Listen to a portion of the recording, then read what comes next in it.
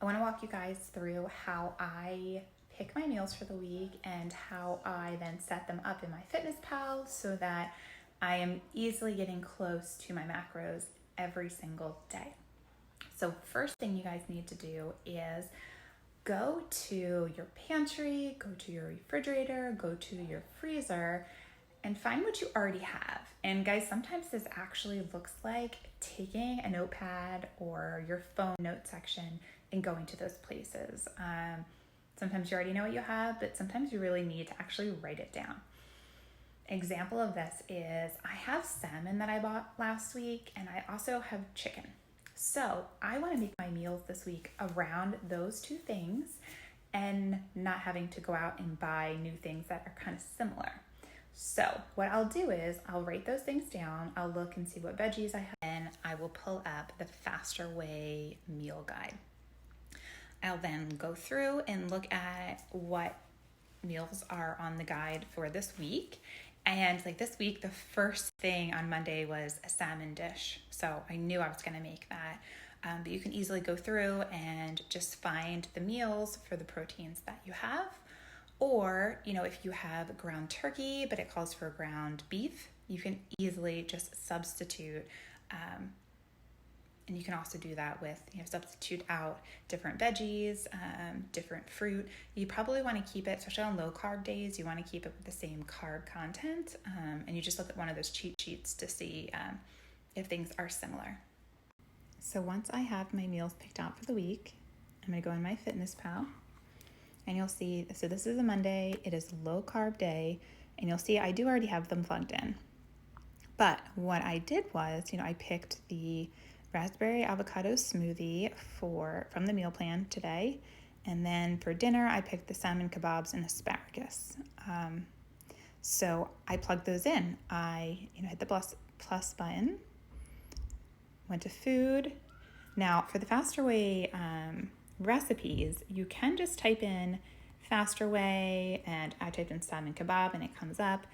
But if you just click Faster Way, it comes up with a ton of different recipes that you can just plug in. The only thing is, if you do change up some of the ingredients, it might not be 100% accurate, but it all depends on what you're changing up. So that's just an easy way if you don't want to kind of add everything in. So what I did for breakfast was I wasn't going to make the lunch today. So on low carb days, for some reason, it just makes more sense for me. I do two meals, and then I try to fill in my extras with a snack or adding to breakfast and lunch. So you'll see here, I had just had the raspberry smoothie in there, but I was nowhere close to hitting my macros with just the smoothie and just the salmon and asparagus. So I have my list of things with high fat and my cheat sheets for fat and carbs and proteins, and I was able to kind of easily add these things in. Now I'm going to show you, see it says 1 tablespoon of MCT oil, 1.5 tablespoons of peanut butter. I didn't just automatically know how much of each to put in, but what I did was I kind of just go with an estimate. So I would have just estimated, I think I had 3 tablespoons in here of MCT oil at first, but it wasn't giving me enough. Like once I had everything in the smoothie bowl, I still was missing a lot for the day. So what I can easily do is, I could have easily bumped it up to 2, and then you can see, okay, that gives you 28 grams of fat. And I go back in here and look, now I'm over my fat. So I'm going to go back in and I'm going to take that down to 1, or you could have gone down to 1 and then maybe have done 1.5. Actually, that probably would have been perfect for me, but I already ate this, so I am going to keep it at the 1 for now. But you'll see it's really like you can just kind of play around with it.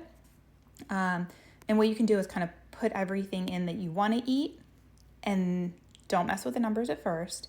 Put in everything that you want to eat, and then you can go back. You can be like, okay, if I bring it down to 3 chicken nuggets, what would that give me?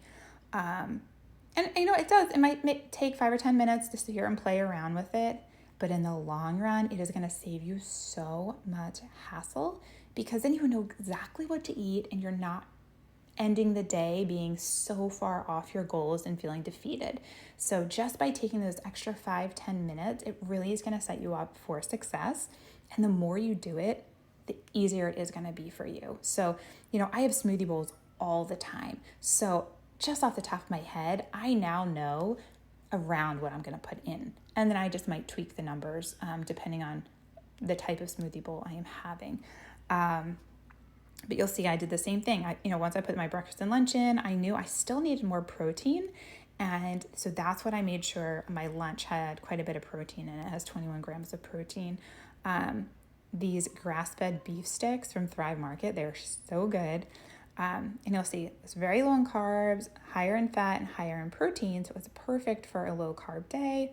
And then I knew I had promised my kids I would take them to Chick-fil-A. So, and I wanted to get something. So they're grilled nuggets. I like perfect. They're great. They're low in fat. You don't need that today, but low in carbs and high in protein. So it's a really good way to add, the protein.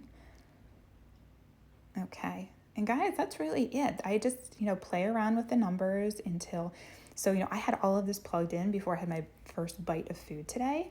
And then you will see, I try to be, within 10 to 15 grams for each thing. So I am slightly over my protein, but just by 4. So I'm completely happy with that. I'm close with my fat. And, if I wanted to get a little closer with my fat, I'm going to have an avocado or part of an avocado with dinner. And I could just move this around and maybe make it 1 and, 2 1/4 servings. Might need to play with a little bit more, but you get where I'm talking about. And then, it says carbs here, -17, but because it's a low carb day, you'll see we do net carbohydrates. So it's carbohydrates minus fiber.